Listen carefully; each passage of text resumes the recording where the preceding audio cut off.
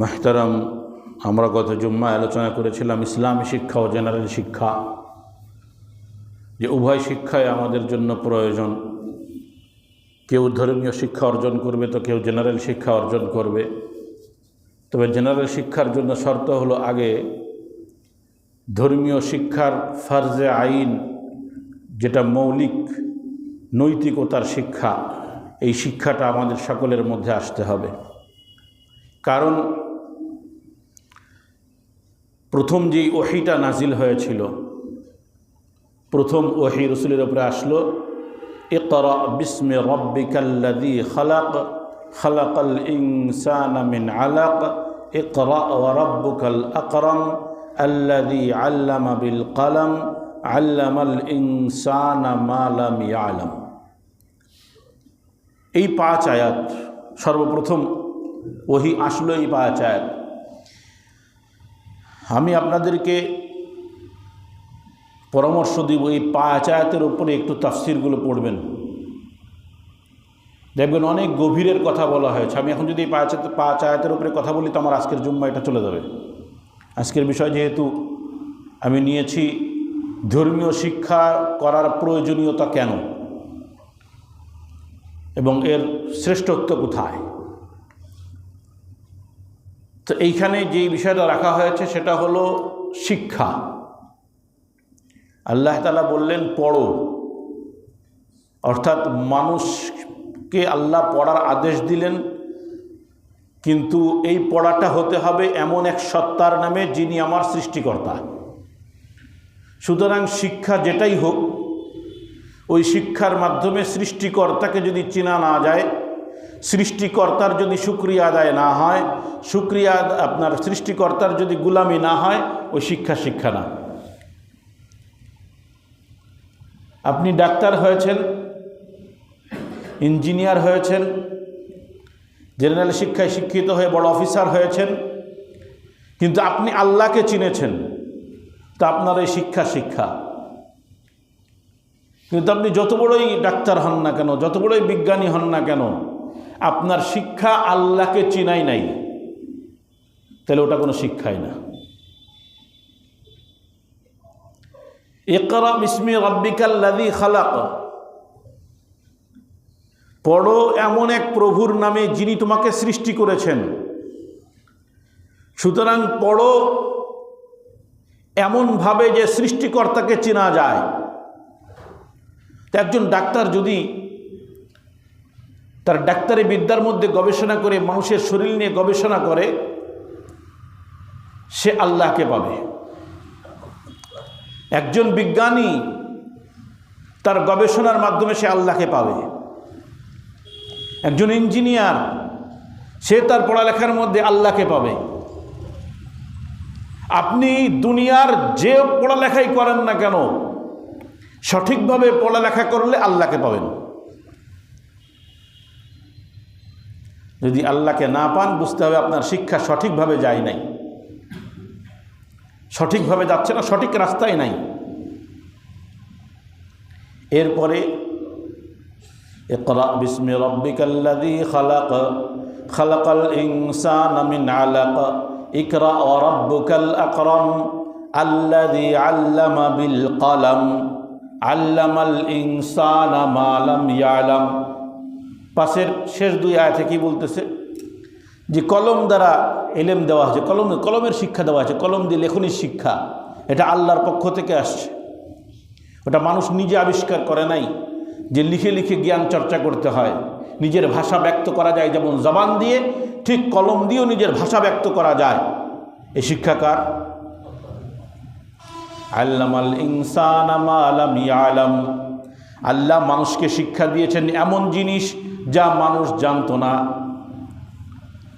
সুতরাং আপনি দেখতেছেন যে আবিষ্কার আমরা করেছি, এ শিক্ষা আমাদের।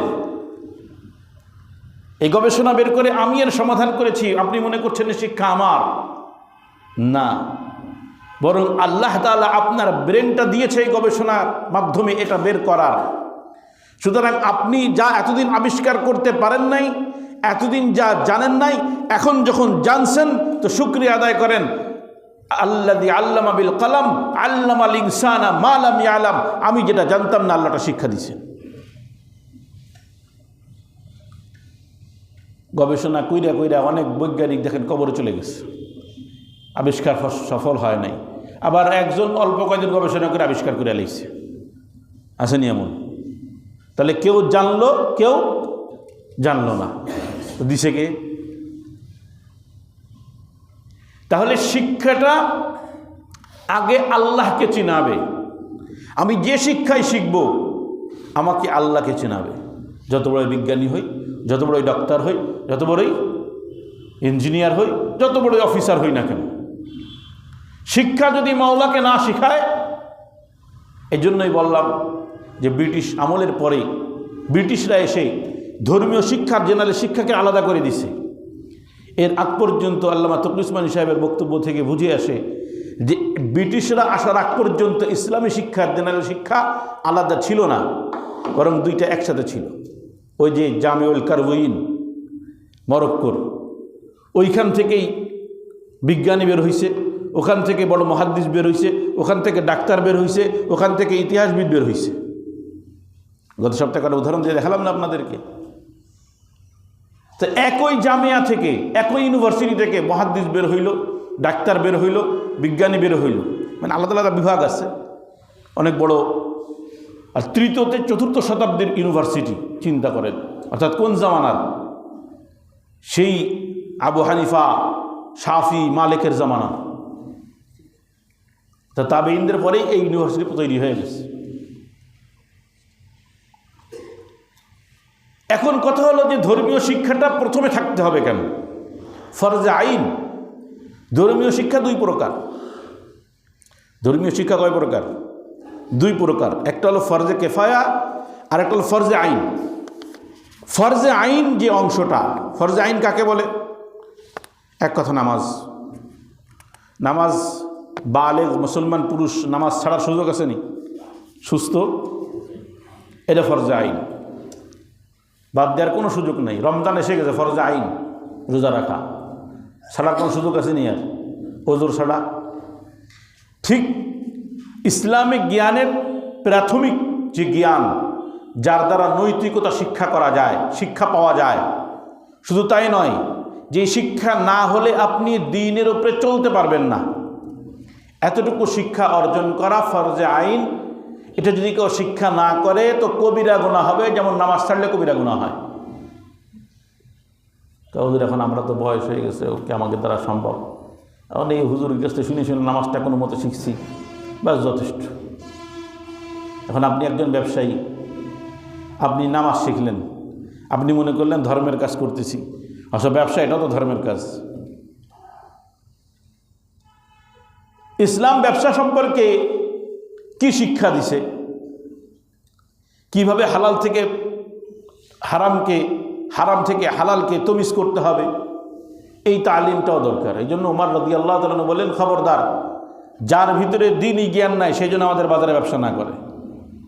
উনি খলিফা থাকা অবস্থায় কোরআন সুন্নাহর জ্ঞান থাকা লাগবে। তাহলে বোঝা গেল আমি আপনি যখন ব্যবসা করব, তো ব্যবসার জন্য যে জ্ঞানটা থাকা দরকার, ইসলামিক জ্ঞান, ওটা জরুরি। এখন আমাদের একটা, এই ব্রিটিশদের কারণে এটা হয়েছে, যেহেতু দুই শিক্ষা আলাদা করে ফেলছে। এখন মনে করি কি আমরা যে নামাজ রোজা এইগুলোই হলো ধর্ম, আর ব্যবসা বাণিজ্যগুলো দুনিয়ার কাজ। আমি একদিন উদাহরণ দিলাম না, এই যে নিচে এক কাপড়ের দোকান, ওর দোকানে বসে চা খাইতেছি, তো সে গল্পে গল্পে আমারে বলতেছে যে হুজুর আপনারা তো দিন নিয়ে আসেন, আমরা তো দুনিয়া নিয়ে আসি। করতেছে ব্যবসা, বলতেছে দুনিয়া নিয়ে আসি। কথা বুঝে আসে নাই? অথচ রসুল ব্যবসা করছেন না, আবু বকর ব্যবসা করছেন না, ওমর ব্যবসা করছে, সবাই দুনিয়া দুনিয়া করছে মনে হয় না? শুধু দুনিয়া। আয় হায়, কালকে মোতালা করতেছে দেখলাম এক জায়গায় জুবাইর ইবনুল আওয়াম রাদিয়াল্লাহু তাআলা আনহু, উনি ছিলেন আপনার জমির ব্যবসায়ী। জমি জমা ব্যবসা করে না, এদেরকে কি বলে যেন আমাদের বর্তমান ভাষায়? হ্যাঁ, প্লটিং ব্যবসা আর কি জাতীয়। মানে জমি কেনে রেখে দেয়, দাম বাড়লে বিক্রি করে। উনি ওই ব্যবসা করতেন। সেই জামানাতে ব্যাংক ছিল না, তো মানুষ কি করতেন, আমানতদার ব্যক্তি যারা, তাদের কাছে টাকা রাখতেন। যেই লোকটা বিশ্বস্ত, তার কাছে অর্থ রেখে দিত, যে আমি ব্যবসা করে অর্থটা পাইলাম, তোমার কাছে থাক, আমানত, এটা আরবদের নিয়ম ছিল। তো জুবাইর ইবনুল আওয়াম তাদের মতো একজন ছিল। তো উনি বলতেন কি, ঠিক আছে, আমানত না, তোমার এই টাকাটা আমি আমার কাছে রাখবো, যখন লাগবে বলবা দিয়ে দিব, কিন্তু এই টাকাটা আমি আমার কাজে লাগাবো। তো মানুষের এই আমানতগুলোকে উনি ঋণের মতন করে নিতেন, ঋণ বলে নিয়ে নিতেন, নিয়ে এইটাকে উনি জমি কিনতেন, বিভিন্ন জায়গায় জমি কিনতেন, কিনে কিনে রেখে দিতেন। মজার কথা হলো, উনি যখন ইন্তেকাল করছেন তখন ওনার উপরে 22 লাখ রৌপ্য মুদ্রা ঋণ রয়ে গেছে। ওই যে আমানত স্বরূপ মানুষ দিছে আর উনি জমি কিনে কিনে থুয়ে দিছে। 22 লাখ রৌপ্য মুদ্রা আমাদের বর্তমান বাংলাদেশের হিসাব অনুযায়ী আসে 220 কোটি টাকা। 220 কোটি টাকা একজন ব্যক্তির উপরে ঋণ। মৃত্যুর আগে সন্তানকে ডাকছে আব্দুল্লাহ ইবনে জুবাইর রাদিয়াল্লাহু তাআলা, উনিও সাহাবী, ছেলেও সাহাবী। ডাকা বলতেছে যে যে পরিমাণ ঋণ তোমার কাছে আসবে মানুষ, তখনকার জামানায় ঋণ কিছু লিখে রাখতো আর কিছু লিখিত না, মানুষের বিশ্বাসের উপরে মানুষ চলতো। তো আব্দুল্লাহ ইবনে জুবাইর ছেলে জুবাইর রাদিয়াল্লাহু বলতেছেন, বাপ, জমি অমুক অমুক জায়গায় আমার নামে জমি আছে, আমার এত ঋণ আছে, এগুলো পরিশোধ করবা। তুমি পরিশোধ করবেন, হিসাব নিয়ে তো মাথা খারাপ। যেই খবর নিতে আসে যে কি ব্যাপার, ওনার চাচারা আসছেন, আরও যারা আছে তারা আসছেন, কি ব্যাপার তোমার ঋণ কত? তো উনি চিন্তা করছেন যদি আমি কই 22 লাখ, তাহলে তো এখনই সব হাওয়া হয়ে যাবে। তো বলছে এই লাখখানিক মতন হতে পারে। বলে নাই লাখ, 1 লাখ বলে না, বলছে এই লাখ আশপাশে হবে। তো বলছে এত কীভাবে শোধ করবা? তো উনি একটা জমি বিক্রি করেছিলেন, বাপের একটা জমি বিক্রি করে 16 লাখ দিনার, এই দিরহাম রৌপ্য মুদ্রা, 16 লাখ রৌপ্য মুদ্রা দিয়ে একটা জমি বিক্রি করে ঋণের অর্ধেকের বেশি শোধ করে ফেলেছেন। তো এই যে তারা জমির ব্যবসা করতেন, এটা কি নাজায়েজ নেই? তো জানতে তো হবে আগে যে জমির ব্যবসা জায়েজ আছে, কিন্তু কেমন জায়েজ, কিভাবে জায়েজ, কথাটা বুঝে আসে নাই। মাঝখানে দেখেন দালালি হারাম, হারাম না দালালি হারাম, তো ইসলামে দালালি হারাম। এখন আমি যাচ্ছি, ভাই আপনার জমি বিক্রি করবেন? তো কাহা ঠিক আছে, দাম কত? এত। ভাই জমি আছে আমার হাতে একখান। মাঝখানে আপনি 1 লাখ জমি 1.5 লাখে মেরে দিলেন, আপনি মাঝখানে দালাল হয়ে গেলেন হারাম তরিকায়। এইটার কিন্তু হালাল তরিকা আছে, সুন্দর সিস্টেমে। জমির তো কাগজ জরুরি না, ইসলামে কিন্তু কাগজ জরুরি না, মৌখিকভাবে কী দেওয়া হস্তান্তর করা যায়। তো বায়না সূত্রে আমি ওনার কাছ থেকে জমি নিয়ে নেব, দাম কত? 1 লাখ। বায়না সূত্রে এই যে আমি জমা দিলাম এত টাকা, আপনার এই সমস্ত জমি আমি নিয়ে নিলাম বায়না সূত্রে। এখন কিন্তু কাগজপত্র হয় নাই, কিন্তু আমি মালিক হয়ে গেছি, কিন্তু ওনার জমির মালিক আমি কি হয়ে গেছি। উনি আমার কাছে কত দিয়ে ছাড়ছে? 1 লাখ। এইবার আমি যখন ওনার কাছে বিক্রি করতেছি 1.5 লাখ টাকা দিয়ে, কারণ আমি কিন্তু মৌখিকভাবে মালিক হয়ে গেছি, হালাল, স্পষ্ট হালাল। তো আপনি মাঝখানে এই কাজটা না করে ওনার জমিটা নিয়ে জিজ্ঞেস করে ওনার কাছে 1.5 লাখে বিক্রি করলেন, 50,000 মাঝখানে মারলেন, হারাম। অথচ সামান্য একটু মুখের কথার এদিক ওদিকে হালাল হয়ে যাচ্ছে। অধিকাংশ জমি ব্যবসা এমনই তো হয়। অথচ এই সিস্টেম, এই যে মানে ইসলামিক শিক্ষা না থাকার কারণে আমরা সাধারণ থেকে সাধারণ ব্যবসায়ও স্পষ্ট হারাম খাইতেছি, খবর নেই। তাহলে আপনি যখন ব্যবসায়ী হবেন, তো আপনার ব্যবসায়িক জ্ঞান থাকতে হবে, এটা ফরজে আইন। আপনি গুনাহগার হবেন। আমি ব্যবসায়ী, কিন্তু আমি ব্যবসার জ্ঞান আমার নাই, মানে ইসলামিক জ্ঞান নাই। আবার আপনি চাকরিজীবী, তো একজনের অধীনে থাকলে অধীনতার বিধান কি, উপরের ব্যক্তির বিধান কি, ইসলাম এটাও দিছে। তো সুতরাং যেই জগতেই থাকেন না কেন, সেই জগৎ সম্পর্কে ইসলামিক জ্ঞান আপনার জন্য ফরজে আইন, যতটুকু আপনার লাগবে। বাকি কোরআন হাদিসের উপরে ব্যুৎপত্তি অর্জন করে আলেম হওয়া, যাকে আলেম বলি আমরা, আলেম হওয়া এটা ফরজে কেফায়া। এই যে আমরা এখানে বসে আছি, যারা ইমাম সাহেব যারা, এরা যারা আলেম হইছে, এই এলেম অর্জন করে আলেম হওয়া এটা ফরজে কেফায়া। পুরা সমাজের মধ্যে একটা দল যদি আলেম হয়ে যায়, বাকিদের আর কোনো সমস্যা নেই, বাকিরা দিনের উপরে, আলেমদের কথা মতন দিনের উপরে চলবে। এটা শুধু হাদিস বলে না, স্বয়ং কোরআন বলছে। এমনকি দিনের হেফাজতের দায়বদ্ধতা আলেমদের উপরে আসবে। দিনের হেফাজত অর্থাৎ কেউ যদি ধর্ম নিয়ে কোনো কটূক্তি করে, ধর্মের অপব্যাখ্যা করে, তো এটারও প্রতিবাদ কারা করবে? কারণ তার ভিতরে কোরআনের ইলম দেওয়া হয়েছে, কোরআনের ইলম দেওয়া হয়েছে। আল্লাহ তাআলা স্পষ্ট বললেন সূরা তাওবার 122 নম্বর আয়াত, মা কানাল মুমিনুনা লিয়ানফিরু কাফা, মুমিনদের সবাই জিহাদে বের হয়ে যাবে এটা জরুরি নয়। সবাই যদি জিহাদ করে তাহলে আরও তো দিক রয়ে গেছে অনেকগুলো। ফালাউলা নাফারা মিন কুল্লি ফিরকাতিন মিনহুম তাইফাতুন লিয়াতাফাক্কাহু ফিদ্দীন, তোমাদের মধ্যে থেকে একটা দল কেন বের হয় না যারা দ্বীনের জ্ঞান অর্জন করবে? তার মানে একটা দল বের হতে হবে। সবাই যদি জিহাদ করে তো দ্বীনের জ্ঞান অর্জন করবে কারা? কারণ সবাই যদি কি হয়ে যায়, ডাক্তার হয়ে যায়, সবাই যদি ইঞ্জিনিয়ার হয়ে যায়, সবাই যদি জেনারেল শিক্ষা শিক্ষিত হয়, ধর্মীয় শিক্ষা দেবে কে? আপনি যে ব্যবসা হালাল করতেছেন না হারাম করতেছেন, দিক নির্দেশনা দেবে কে? আপনি নামাজ পড়বেন, নামাজটা কীভাবে পড়বেন, দিক নির্দেশনা কে দিবে? পরিবার নিয়ে চলবেন, পরিবারের মধ্যে হালাল হারাম আছে, পরিবার বা পারিবারিক যে পরিকল্পনা আজকের এনজিওরা দেয় এর মধ্যে হালাল হারাম আছে, কে দিবে? আল্লাহ তাআলা বলেন একদল থাকবে যারা ইলম অর্জন করবে। ইলম অর্জন করার পরে তাদের কাজ কি? ওয়ালিউনজিরু কওমাহুম ইযা রাজাউ ইলাইহিম লাআল্লাহুম ইয়াহদারুন, যখন তারা তাদের এলাকায় ফিরে আসবে দ্বীনের জ্ঞান অর্জন করে, তো বাকিদেরকে দ্বীনের ব্যাপারে চালাবে, জাহান্নাম থেকে হেফাজত করবে, হারাম কাজ থেকে হেফাজত করবে, হালালের পথে চালাবে, সিরাতে মুস্তাকিমের উপরে চালাবে। দেখেন এই যে দলটা ফরজে কেফায়া অর্থাৎ উলামা একরাম যারা দ্বীনের জ্ঞান অর্জন করবে, অন্য জ্ঞান তাদের পাণ্ডিত্য আসবে না। দেখেন ইসলামিক যেমন প্রাথমিক জ্ঞান আমার আপনার জন্য যেমন জরুরি, ঠিক অন্য জ্ঞানও কিছু কিছু প্রাথমিক জ্ঞান আমাদের জরুরি। যেমন চিকিৎসাবিদ্যা, মনে করেন প্রত্যেকেরই চিকিৎসাবিদ্যা, প্রাথমিক একটা চিকিৎসাবিদ্যা থাকা দরকার।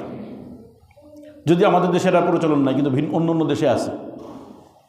চিকিৎসাবিদ্যা এর একটা প্রাথমিক জ্ঞান আমার আপনার থাকা উচিত, যে এটা হলে কি করতে হবে, এটা হলে কি করতে হবে। এবং এটা এমন না যে স্কুলে পড়ে শেখা লাগবে, এটা অনেক সময় পারিবারিকভাবে চলে আসে না এরকম? দেখেন একটা সময় জ্বরপট্টি লাগাইতো না, জ্বরপট্টি লাগাইতো, জ্বর হইলে জ্বর দিয়ে পানি দিয়ে করে ফেলাইতো। তা আমরা ছোটোকালেতে দেখতাম জ্বর হইলে মাথায় পানি দিতে হয়, জ্বরপট্টি দিতে হয়, আবার গা মুছায় দেয়। মাঝখানে হঠাৎ শুনলাম যে না, পানি দেওয়া যাবে না, ওই পানি তারা ঠান্ডা লেগে যেতে পারে, এই করতে পারে, সেই করতে পারে। এরপরে আবার পরিবর্তন হয়ে গেল, এখন গা না, প্রয়োজন হলে পুরা গা পানি দিয়ে ধুয়ে দেবেন। কারণ গায়ের ওপরের তাপ, ভিতরে জ্বরটা কাকে বলে, শরীরের ভিতরের তাপটা বাইরে চলে আসে, ওইটা আবার ভিতরে পাঠাইতে হবে। তো এখন কি করে, পানি দেন, পানি দিলে এই তাপটা কমে গেলে আবার ভিতরে তাপ বেড়ে যাবে, এর অর্থ জ্বর কমে গেল। জ্বর কিন্তু কি, আমাদের শরীরে যখন তাপ বাড়ে এর অর্থ হলো ভিতরে তাপ কমে গেছে, বাইরে তাপ বেসে গেছে, প্রাকৃতিকের বিপরীত, এটা ক্ষতিকর। তখন কি করো, পানি দাও, বাতাস দাও। এই বড় ছেলেটা যখন অসুস্থ ছোটোকালে, খিচুড়ি হইতো জ্বর হইলে, তো ডাক্তার বললো একেবারে সম্পূর্ণ খাটের উপরে শোয়া, কাপড় চাপড় কোনো গায়ে রাখা যাবে না, ফুল শীতকালে ফুল ফ্যান দিয়ে গা মুছাইতে হবে শুধু। প্রচণ্ড জ্বর আসতো, 104, 4.5 এরকম ধরে যেত, খিচুড়ি উঠে যেত। তো ডাক্তার বললো পুরো খালি গায়ে করে ফুল জোরে ফ্যান ছেড়ে এরপরে কি গা মুছাইতে হবে। মানে বললো ঠান্ডা লেগে যাবে, তো ঠান্ডা লাগলে সমস্যা নেই, আগে জ্বর ফুটতে হবে, পরে ঠান্ডা চিকিৎসা। এখন চিন্তা করেন রাসূল করিম সাল্লাল্লাহু আলাইহি ওয়াসাল্লাম যখন শেষ জামানায় জ্বর আসলো, মৃত্যুর আগে প্রচণ্ড জ্বর ওনার শরীরে, তো রাসূল বলতেন কি, আমার গায়ে পানি ঢালো। তো মাঝখানে কিছুদিন যখন শুনলাম যে না, জ্বরে পানি ব্যবহার করা যাবে না, ওতে জ্বর বেড়ে যেতে পারে, আর সমস্যা হইতে পারে, তখন আমার উপরে একটা প্রশ্ন লাগতো যে রাসূল তো কি মৃত্যুর সময় গায়ে পানি ঢালছেন? জ্বরের তাপ এত বেশি ছিল শরীরে, নিজে গায়ে 5 মশক পানি ঢাললেন মৃত্যুর আগের শনিবারে, যেদিন খুতবা দিলেন, শেষ খুতবা দিলেন। তো রাসূল গায়ে পানি ঢাললেন কেন? পানি ঢালার পরে ওনার জ্বর একটু কমে আসলো, তখন উনি মেম্বারে গেলেন, যে খুতবা দিলেন। তো এই জন্য প্রাথমিক জ্ঞান সবারই থাকা লাগবে, কিছু ধর্মীয় জ্ঞানও যেমন থাকা লাগবে, অন্য অন্য জ্ঞানও প্রাথমিক কিছু কিছু থাকা দরকার। আত্মরক্ষার কৌশল, এটি কিন্তু একটা ফরজ জ্ঞান, জানেন? এরা যুদ্ধের মতন কৌশল শিক্ষা করা, কমসে কম নিজেকে রক্ষা করার মতন কৌশল শিক্ষা করা, এটাও ফরজে কিফায়া, যে আমি নিজেকে রক্ষা করতে পারি। কারণ রাসূল করিম সাল্লাল্লাহু আলাইহি ওয়াসাল্লাম বলেন, আমার কাছে দুর্বল মুমিনের তুলনায় শক্তিশালী মুমিন পছন্দ বেশি। তো আপনি দুর্বল হবেন কেন? আপনি তো শক্তিশালী হবেন। নিজেকে তৈরি রাখবেন সব সময় যুদ্ধের জন্য। এখন আপনি যদি এখন যুদ্ধ শেখেন, তো দেখবেন সারা বিশ্ব বলবে বাংলাদেশ জঙ্গি ট্রেনিং দিতেছে। এমন না যে অবৈধভাবে, সরকারি যদি এখন ঘোষণা দেয় যে আমার দেশের, যেমন ইসে আছে, ইসরায়েলে আছে আপনার 18 বছর মনে হয় অথবা 22 বছর, আমার মনে নেই, থেকে নিয়ে 40 বছরের মধ্যে যে যারা যুবক থাকবে এদেরকে 1 বছর সেনা ট্রেনিং বাধ্যতামূলক। খেয়াল করেন, ঠিক ওই জিনিসটা যদি এখন আমাদের সরকার চালু করে যে আমাদের দেশের প্রত্যেক যুবক 1 বছর করে কি করবে, সেনাবাহিনী ট্রেনিং নেবে, দেখবেন আশপাশের দেশ সহ সব দেশ চিন্তা করবে হায় সর্বনাশ হয়ে গেছে। না, মুসলমানরা যদি যুদ্ধের কৌশল শিখে যায়, এ বড় কঠিন ব্যাপার। বলবে বাংলাদেশে জঙ্গি ট্রেনিং হইতেছে।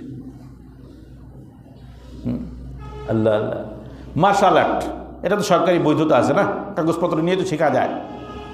ঢাকায় থাকতে রামপুরায় আমাদের সাথী ভাইরা সহ আমরা যাইতাম। রামপুরার একটা বনশ্রী যে বিশাল মাঠ, তখন তো ফাঁকা ছিল, সেই জায়গায় এখন মনে হয় বিল্ডিং টিল্ডিং হয়ে গেছে। ওই জায়গায় বাসলাটের একটা খুলে কাগজপত্র করা, এরপরও কিছুদিন করার পরে পুলিশ এসে বাধা দিল।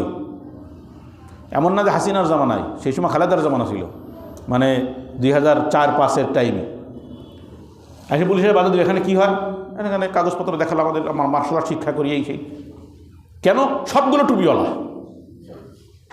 আর কিছু না, সমস্যা কি? অথচ এইখানে যারা আমাদের সাথে যারা ছিল, ওর মধ্যে অর্ধেকই ছিল হলো ওই যে সিনেমা করে টাক টাক, রুবেলের ছাত্র। ওইখানে শিখলে দোষ নেই, যে রুবেলের ওখানে যে স্কুলের মধ্যে শিখে, আমি গেছি ওখানে একবার, ওখানে একটা পরীক্ষা ছিল, সেখানে গেছিলাম, তো ওই দিন দেখে আসলাম তারে। তো সেখানে শিখলে কিন্তু দোষ নেই, কাগজপত্র সহি শুদ্ধ সব লাইসেন্স করা আছে, সব টুপিওয়ালারা যখন শিখতেছে বাধা এসে গেছে। কারণ ভয় সব টুপিওয়ালাকে নিয়ে, এই যে দেখেন না, এই জোট করছে না হুজুররা, কত কিছু আতঙ্ক, না আতঙ্ক, কি যেন একটা হয়ে যায়, হুজুররা সব এক হয়ে যায়। কেন? হুজুরকে নিয়ে বড় ভয়। কেন ভয় পায়? চিন্তা করছে একরকম ছিলাম, এখন যদি হুজুররা ক্ষমতায় আসে, এখন তো সব অন্যরকম হয়ে যাবে। আল্লাহ হেফাজত করুক। আমি বলতেছি না যে হুজুরকে ক্ষমতায় আনেন, আবার মনে করেন না হুজুর আপনি মনে হয় হুজুরকে ক্ষমতায় আনার কথা বলতেছেন। আর আনা দরকার, ঠিকই আছে, আমি বলতেছি না তা না, বলতেছি। আবার মনে করেন না যে হুজুর আপনি আবার নিজেরা বাঁচাচ্ছেন। না না না, ভোট দিতে হবে এমন ব্যক্তিকে, যে ব্যক্তি আমানতদার, যে ব্যক্তি দিনদার। ভোট কি জিনিস দেখেন, আমি আমার বিষয় থেকে সরে গেছি, কিন্তু বলা জরুরি, সময় উপযোগী কথা তো। ভোট এটা সাক্ষী। ভোট এটা কি? সাক্ষী। আপনার কাছে যে ভোটের কাগজটা আসছে, এর অর্থ হলো যে আপনি কাকে যোগ্য মনে করেন, রাষ্ট্র পরিচালনায় বা সমাজপতি হিসেবে কাকে যোগ্য মনে করেন। এখন আপনি যখন ছিলটা মারতেছেন, এর অর্থ হলো আমি সাক্ষী দিচ্ছি যে এই ব্যক্তি সমাজ পরিচালনার যোগ্য, দেশ পরিচালনার যোগ্য, সাক্ষী দিতেছে। তখন এই সাক্ষী দেওয়া ফরজ। সাক্ষী দেওয়া কি? সঠিক জায়গায় সঠিক সাক্ষী দেওয়া কি ফরজ। সাক্ষী লুকানো বা 2 নম্বরই করা, এটা কবিরা গুনাহ, এটা মিথ্যার অন্তর্ভুক্ত। খেয়াল করে, আল্লাযীনা হুম বিশাহাদাতিহিম কায়িমুন, সূরাতুল মাআরিজের আয়াত, যে মুমিন কারা? যারা সঠিকভাবে সাক্ষী দেয়, সাক্ষীর উপরে প্রতিষ্ঠিত থাকে, সত্য সাক্ষী দেয়। এখন আপনি দিতেছেন জানেন যে সারা জীবন 2 নম্বরই করে আকাম কুকাম করে, এরপরে কি এখন ভোটে দাঁড়াইছেন, চেয়ারম্যান হবে, মেম্বার হবে, এমপি হবে, আপনি সব জানেন, তারপরে কেন দিচ্ছেন? আমার দলের লোক, উনি আসলে আমার সুবিধা, উনি আসলে আমার সুবিধা, ব্যাস আপনি সিল মেরে দিলেন। আল্লাহর সামনে যখন দাঁড়াবে আর বলবে, এই মুসলমান, তোমার দায়িত্ব ছিল সাক্ষী দেওয়ার, লোকটা ভালো কে? এই অর্থ কি? সিল মারার অর্থ কি? ভালো লোক কে? খেয়াল করেন। তখন তুমি সিলটা মারছিলা কোথায়? ওটা তো সাক্ষী ছিল, তখন কি জবাব দিবেন? আল্লামা কাজী মুহতাসিম বিল্লাহ রহমাতুল্লাহ আলাইহি, আমি জীবনে একবারই ভোট দিয়েছিলাম, ওই 8 সালের, মানে আওয়ামী লীগ যেবার প্রথম ক্ষমতা আসলো, মানে এসে 8 সালে এসে একসাথে 15 বছর থেকে গেল না। এখন তত্ত্বাবধায়ক সরকার, সেনাবাহিনী সরকার তখন রয়েছে, তো হুজুরকে তো হুইল চেয়ারে নিয়ে যাওয়া লাগতো। কারণ হুজুর তো আওয়ামী লীগ, সবাইকে আওয়ামী লীগের, কেন মুক্তিযোদ্ধা, তো মুক্তিযোদ্ধা থাকার কারণে অনেক হুজুরকে আওয়ামী লীগ বলতো। আর আমরা তো জানি হুজুর আওয়ামী লীগ, হুজুর তো ভোট দেবে কোথায়? নৌকায়। খেয়াল করেন। এখন হুজুরকে নিয়ে গেছিলাম, খাদেম তো আমি, হুজুরের সাথে তো আমিই আছি, আমরা 2 জন ছিলাম। তো আমি নিয়ে গেছি ভিতরে, 2 তলায় হুইল চেয়ার বহন করে নিয়ে গেছি উপরে। নিয়ে যাওয়ার পর হুজুর দেখলাম হাত পাকায় সিল মেরে দিল। এখন হাত পাকা তখন অত জৌলুস নাই, কিন্তু 2008 সালে হাত পাখার কোনো কি ছিল না, জৌলুসই ছিল না, ছোট্ট একটা দল আর কি তখন। এখন আমাদের অনেক এসকাল, আমরা তো ছাত্র, আমাকে তো অনেক এসকাল। তখন এদিকে বিএনপি আছে 4 দলীয় জোট, এদিকে আওয়ামী লীগ হলো আর এক গ্রুপ। আওয়ামী লীগ তো হুজুর আগের থেকে শুরুতেই জন্মগত কেমনে যেন একটা বিদ্বেষ তৈরি হয়েই গেছে হুজুরের সাথে, কেমনে যেন হয়ে গেছে আল্লাহ মালুম। তো এখন এসকাল তো হুজুর মুক্তিযোদ্ধা, এখন হুজুর তো আওয়ামী লীগ করবে, এটাই স্বাভাবিক। নৌকায় দিল না, ধানের শিশু দিল না, দিল সর্বনায়। সর্বনা তো জেত পেলে নিশ্চিত, কারণ তখন হলো ছোট্ট একটা দল। তো এখন অনেক এসকাল। ক্লাস যখন শেষ হয়ে গেল, ভোট টোট সব শেষ, এখন ক্লাসে হুজুর আমাদের একটা প্রশ্ন আছে। প্রশ্ন কি? খেয়াল করেন, শিক্ষার জন্য বলতেছি যে হুজুর এই যে ভোটটা দিলেন আপনি সর্বনা হাত পাখায়, এই হাত পাখার ভোটটা তো নষ্ট হলো। আমরা তো এটাই বুঝি যে হাত পাখায় যে ভোটটা দিলেন এটা কি হয়েছে? নষ্ট হইল না, কারণ ও তো জিতবে না নিশ্চিত। তখন তো ওই 300 আসনও দিত না, তারা অল্প কিছু আসনে দিত, তো নিশ্চিত নষ্ট হলো। কিন্তু আপনি যদি বিএনপিকে দিতেন, তখন তো উলামা একরাম বিএনপির সাথে আছে, ওই যে 4 দলীয়, তো কমসে কম মন্দের ভালো আসতো, যেটা আমরা বুঝতাম। এই ব্যাখ্যা অনুযায়ী বলতাম মন্দের ভালো আসবে। তো হুজুর বলতেছেন হাইসে দিয়ে, বলতেছেন মিয়া তোমরা কি প্রশ্ন করতেছো আমি ভালো করে বুঝছি। তখন হুজুর এই কথাটা বললেন, ভোট কি? এই ভোটের আমাদেরকে ওই সময় ব্যাখ্যা দিলেন, ওই আমার মাথা খুলল। হুজুরকে দেওয়া দেখে আমিও হাত পাখায় মারছি প্রথম। আমি কিন্তু হাত পাখা করি না, আমি হাত পাখা করি না, পুরো উল্টা, আমি হাত পাখার উল্টা।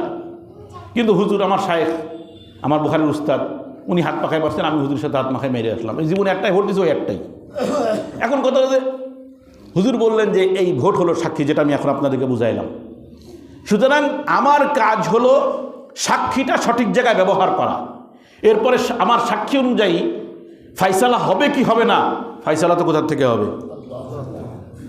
আপনি জানেন যে অমুক হুজুরে ভোট দিলি কিচ্ছু হবে না, সে জিততেই পারবে না, যে হেভিয়েট নেতা, জানেন কিচ্ছু হবে না, কিন্তু এটা তো আপনার সাক্ষী। আমার কাজ, আপনি জানেন আদালতে আমি যদি এখন সাক্ষী দিই, সঠিক সাক্ষী, কিচ্ছু হবে না, শাস্তি হবে না, সে বেঁচে বের হয়ে আসবে, সুতরাং আমি সাক্ষী দিলাম না। ইসলাম তা বলে না, সাক্ষী দিতে হবে।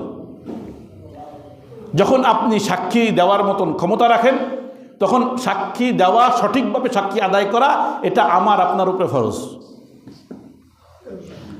এই জন্য বললাম যে দিতে যদি হয়, আমি বলবো না যে হুজুরগের দল দেন, তবে যখন দেবেন দিনদার, ন্যায়পরায়ণ এমন ব্যক্তি যে আসলেই সমাজ নেতা হতে পারে। আসলে একদল সুবিধা পাবে আর এক দল পাবে না, আসলে আমার লোকগুলো সুবিধা পাবে আরগুলো পাবে না, ওই রকম লোক সমাজ নেতা হওয়ার যোগ্যই না। আল্লাহ হেফাজত করুক। এখন যারা পরে এসে চিন্তা করছে হুজুর আজকে রাজনীতি ধরছে কেন, না আমি অন্য একটা বিষয় নিয়ে ঢুকে গেছি আর কি, কথা বুঝে আসে নাই তো। কি কথা বলতেছিলাম? সমস্ত বিষয়ের প্রাথমিক জ্ঞান আমাদের থাকা দরকার। তার মধ্যে দ্বীনি জ্ঞান, যেটা দ্বীনি এলেম, এই দ্বীনি এলেমের প্রাথমিক ফরজে আইন যে এলিমটা, এটা আমাদের সবার থাকতে হবে। এটা না থাকার কারণে নামাজ ছাড়লে যেমন গুনাহ হয়, রোজা ছাড়লে যেমন গুনাহ হয়, ফরজে আইন এলিম জ্ঞান না শিখলে ওটাও গুনাহ হবে। আর যারা আলেম তাদের কাজ কি? তাদের কাজ হলো বাকি সমাজ যখন অন্য অন্য এলেমে ভরপুর, অন্য অন্য জ্ঞান শিখবে, কেউ ডাক্তার হবে, কেউ বিজ্ঞানী হবে, কেউ ইতিহাসবিদ হবে, তো কেউ দার্শনিক হবে, যে যেই লাইনে যাক না কেন, প্রত্যেকেই দ্বীনি ব্যাপারে আলেমদের শরণাপন্ন হবে। এখন আলেমদের শরণাপন্ন হওয়ার পরে আলেমদের কাজ কি?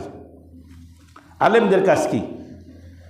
শরহ মুশকিলুল আসার ইমাম তাহাবী রহমাতুল্লাহ আলাইহির কিতাবে একটা হাদিস আসছে যে আলেমদের কাজটা কি। ইয়াহমিলু হাযাল ইলমা মিন কুল্লি খালাফিন উদুলুহু, এই যে কোরআন সুন্নাহর যে ইলম, এই ইলম রসুল রেখে গেছেন। তো রসুল বলতেছেন সমস্যা নাই, আমি যে রেখে গেলাম, আমার উম্মতের মধ্যে কিয়ামত পর্যন্ত ন্যায়পরায়ণ এক দল আসবে যারা এই ইলম গ্রহণ করবে, কোরআন সুন্নাহর ইলম গ্রহণ করবে। খেয়াল করেন, রসুল কিন্তু জাগতিক জ্ঞান নিয়ে আসেন নাই, তাই বলে উনি জানতেন না তা না। আবার মানে জাগতিক জ্ঞান শিক্ষা দেওয়ার জন্য আসেন নাই, কারণ জাগতিক জ্ঞান অটোমেটিক আল্লাহ তাআলা মানুষের মাথার মধ্যে দিছেন, বুদ্ধি দিছেন কীভাবে গাছ কেটে নৌকা বানানো লাগবে, আর কোন কাঠগুলো জ্বালানি বানানো লাগবে, আর কোন কাঠগুলো দরজা বানানো লাগবে, এটা মানুষ নিজের বুদ্ধির থেকে বের করছে। এটা কোরআন সুন্নাহ দিয়ে শেখার প্রয়োজন নেই। দেখেন আর একটা মজার গল্প আপনাদেরকে শোনাই। রসুল যে জাগতিক জ্ঞান নিয়ে আসেন নাই, বরং কোরআন সুন্নাহর জ্ঞান নিয়ে আসছেন। রসুল যখন মদিনায় আসতেন প্রথম, আলোচনা শুধু বড় হয়ে যায়। রসুল যখন মদিনায় আসলেন, আসার পরে এসে দেখেন সাহাবা একরাম ওই খেজুর গাছের পরাগায়ন করে, পরাগায়ন, ওই যে মাদিয়ারি মিলায় কেমনি করে না, পরাগায়ন করতেছে। এটাকে আরবিতে তাবির বলে। এখন রসুল বলছেন তোমরা এটা কেন করো? কে রাসূলুল্লাহ, এতে ফলন খুব ভালো হয়, ফলন ভালো হয়। না না না না না, এটা কি করো, এটা তোমার কথা দেখি, ফলন ফলন তো আল্লাহ দেন। খেয়াল করেন, মশলাটা খুব ভালো করে বুঝবেন, খুব মজার গল্প, আমাদের প্রত্যেকের জন্য শিক্ষা এটা। আল্লাহ ফলন তো কে দেন? আল্লাহ দেন। খেয়াল করবেন, সাহাবা একরাম ছেড়ে দিচ্ছে, রসুলের থেকে আসছে, আর কোনো কথা নাই। রসুল কিন্তু নিষেধ করে না, রসুল কি বলছেন, এটা কেন দরকার, ফলন তো কে দেয়? আল্লাহ দেয়। সাহাবা একরাম আর করে নাই। এখন যখন তাবিল আর করে নাই, অর্থাৎ পরাগায়ন করে নাই, ওই বছর ফল কম আসছে। খেয়াল করেন, ফলন কম আসছে। এখন রসুল করিম সাল্লাল্লাহু আলাইহি ওয়াসাল্লামের কাছে সাহাবা একরাম আসছেন, ইয়া রাসূলুল্লাহ, ওই যে আমরা একটা যে করতাম পরাগায়ন, ওইটা তো এবছর করি নাই, আপনার কথা শুনে ফলন তো আল্লাহ দেবেন, তো সেই হিসেবে তো আমরা করি না, এবার ফলন কম হয়েছে। কয় দেখো এটা দুনিয়াবি বিদ্যা। রসুল কি বলছেন খেয়াল করেন, এটা মূল কথা। এটা কি মানে জেনারেল শিক্ষা, এটা কি আরে কৃষি শিক্ষা করেন না আপনারা? বিশাল এক কৃষি ইউনিভার্সিটি আছে না এসে ময়মনসিংহ, তো এটা হলো কি জেনারেল শিক্ষা। আমি জেনারেল শিক্ষা নিয়ে আসি নাই, আমি কোরআন সুন্নাহ শিক্ষা নিয়ে আসছি। আমি আসছি তোমার সাথে আল্লাহ সম্পর্ক জোড়াই দেওয়ার জন্য। কথাটা বুঝছেন তো এবার? তো এই জন্য কোরআন সুন্নাহর যারা ধারক বাহক, এটা সবাই হবে না, উম্মতের মধ্যে একটা দল হবে। আর বাকি যারা জেনারেল শিক্ষা শিক্ষিত, তারা ধর্মহীন থাকবে তা নয়, ধর্মীয় প্রাথমিক জ্ঞান অর্জন করে, ফরজ আইন যেটা, ওই অংশের জ্ঞান অর্জন করে বাকি জ্ঞান নিয়ে উলামায়ে কেরামের অনুসরণ করে দ্বীনের উপরে চলবে। এই জন্য রসুল বলছেন আমার যে জ্ঞান, এই ইলিম প্রত্যেক জামানায় জামানায় একদল ন্যায়পরায়ণ আলেম আসবে, তারা এই দিন আমার থেকে বহন করবে। বহন করার পরে তাদের কাজ কি? খেয়াল করেন, ইয়ানফুনা আনহু তাহরিফ আল গালিন ওয়া ইনতিহাল আল মুবতিলিন ওয়া তা'যীল আল জাহিলিন। কয় তারা এই ইলম অর্জন করার পরে এই ইলমকে হেফাজত করবে। কয় কেমন হেফাজত করবে? কয় যারা গালিন মানে ধর্মের মধ্যে বাড়াবাড়ি করে। খেয়াল করবেন, ধর্মের মধ্যে বাড়াবাড়ি যারা করবে, এই বাড়াবাড়ি করে তারা ধর্মের মধ্যে অনেক বিকৃতি ঘটাবে। এই আলেমদের কাজ হবে এই বিকৃতি ঠেকানো। কি করবে? বিকৃতি ঠেকানো। যেমন মনে করেন কোনো এক দলের নেতা, রাজনৈতিক দল না, মানে কত দল আছে না, বিভিন্ন দল, ইসলামিক দল হয় কিন্তু রাজনৈতিক না। এক দলের নেতা তার দলের পক্ষে এমন এমন হাদিস আর আয়াত আনা শুরু করছে, আপনি চিন্তা করলেন কোরআনের মধ্যে মনে শুধু এই দলের কথাই কইছে, আর কোনো দলের কথা নাই। এরকম আছে, আপনারা না জানলে আমরা জানি। ওয়াজ যখন করে তখন মনে করেন কোরআনে শুধুমাত্র ওই দলের কথাই কওয়া হয়েছে, ওই দল ছাড়া কোরআনে আর কোনো দল নাই। এটা হলো এক ধরনের তাহরিফ, অর্থাৎ কোরআন সুন্নাহর বিকৃতি।